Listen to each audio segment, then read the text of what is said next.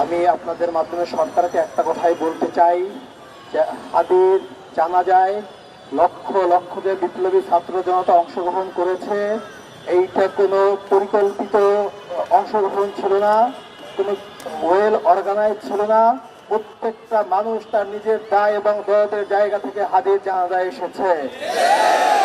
আমরা শহীদ পরিবার এবং ইনকিলাব মঞ্চের পক্ষ থেকে এই বাংলার আপামর জনসাধারণকে যদি আবার রাস্তায় নেমে আসতে বলি, আপনারা এই জনস্রোত রক্ষা করতে পারবেন না। সরকারকে স্পষ্ট করে বলে দিতে চাই, হাদির খুনিরা যেখানে আছে, যে এজেন্সির কাছে আছে অথবা দেশের বাইরেও যদি যেয়ে থাকে, সরকারের ওই দেশের সরকারের সাথে সমঝোতা করে খুনিকে আমাদের সামনে হাজির করতেই হবে।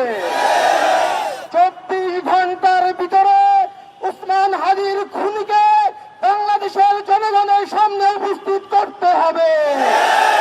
প্রিয় বিপ্লবী ছাত্র জনতা, যদি 24 ঘন্টার ভিতরে খুনিকে আমাদের সামনে উপস্থাপন না করে, পরবর্তী প্রোগ্রামের জন্য আপনারা শপথ গ্রহণ করুন। আগামীকালকে হাদি চত্বরে আমরা শহীদি শপথ গ্রহণ করব। সেই শপথ গ্রহণ করার পর থেকে হাদির খুনিকে আমাদের সামনে প্রকাশ্যে হাজির করা না পর্যন্ত আমরা ঘরে ফিরে যাব না।